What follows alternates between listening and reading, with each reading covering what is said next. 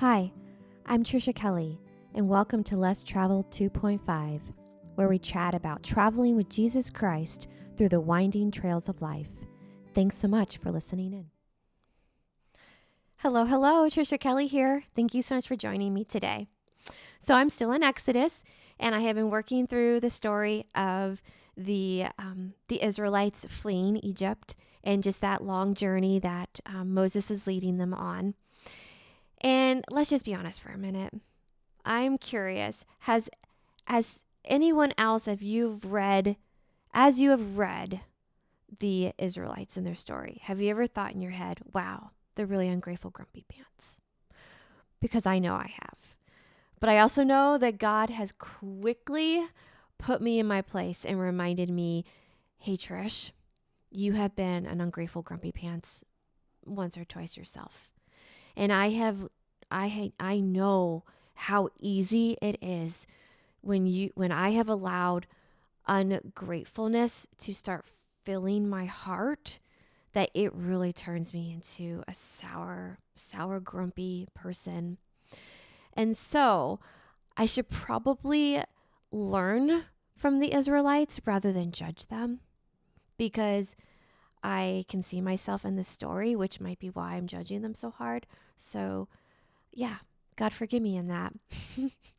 But what I have learned through just rereading this story is, so there are so many miracles that we see where God is proving himself to be God and God alone.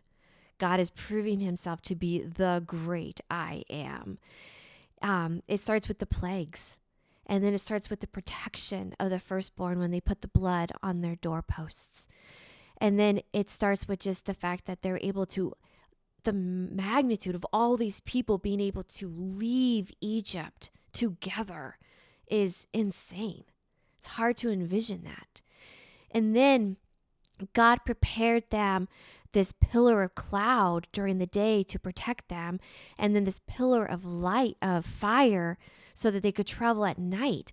And when I think about that, I know when I have walked in the darkest of dark nights and you can't really see anything, it not only doesn't feel safe physically because you can't see around you, but there's an unsafe feeling when it comes to like my mental, my emotional state.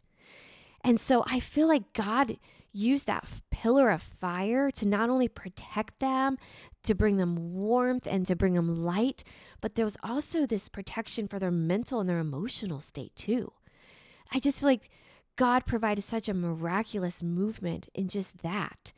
But then a miracle again, he opens the Red Sea, he parts the waves, they travel through, and then the Egyptians follow and they try to return back, but they're washed away and they're killed. And then more miracles, they're thirsty, so God provides them with the springs of water. And then they're hungry, God provides them with quail and with manna. And then they're thirsty again, and God provides water through the breaking of the rock.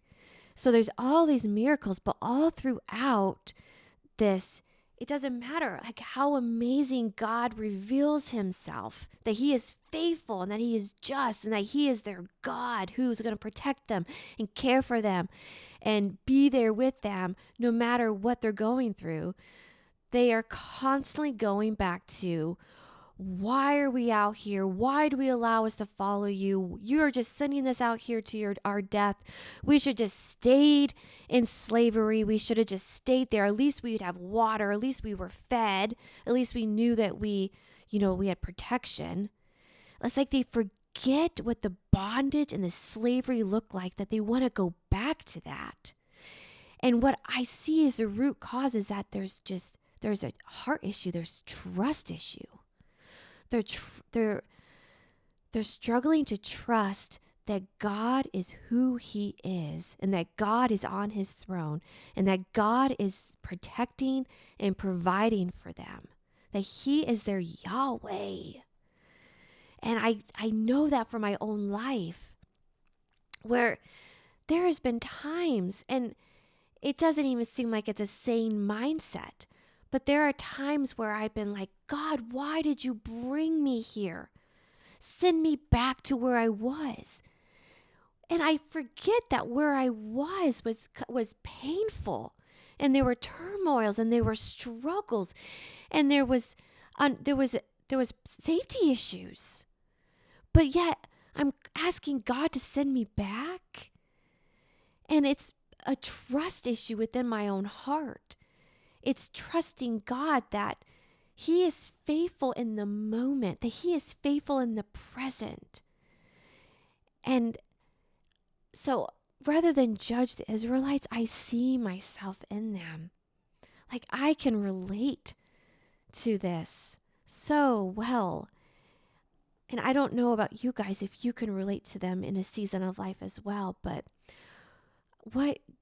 as I was reading this, God gave me a scripture in the Psalms, in Psalm 34:8, where it says, "Taste and see that the Lord is good, for blessed is the man who seeks refuge in the Lord." I don't know if I'm saying that scripture correctly. That might be me paraphrasing. Let's go to the word and see what it says. Okay, it says, "Taste and see that the Lord is good. Blessed is the man who takes refuge in him." I almost got it right. And I think about that with the manna and the quail. The Lord told them, "Taste and see that I am good. Take refuge in me. You will be blessed." And so as I was thinking about that, when the Israelites sought camp and they stayed put, they were not in their camp. They were in the Lord's camp. They were taking refuge in the Lord's camp. And I thought about that for my own life. I need to seek refuge in His camp. Like even my home, this house that I live in, this is His camp. I declare this as His camp, and I seek refuge in this. I seek refuge in His camp, and I will taste and see that the Lord is good.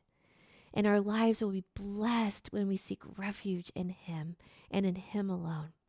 So as we're journeying life and we get tripped up or we experience hardships and struggles and just seasons of just painful experiences, that we will remember that we serve a faithful God who is continually working in our lives, who is continually working in the moment. And I just pray that our eyes will see the miracles that He's constantly performing right in front of us, that we don't miss those moments. And when He does do those sweet victories and those miracles in our lives and in the lives of people around us, that we don't forget them, that we cling to them and remember, God, you are faithful. You are faithful still. You will be always faithful. You will always be good, because He is a God who protects and He cares for His children, and we are His children. So be encouraged and have a blessed week.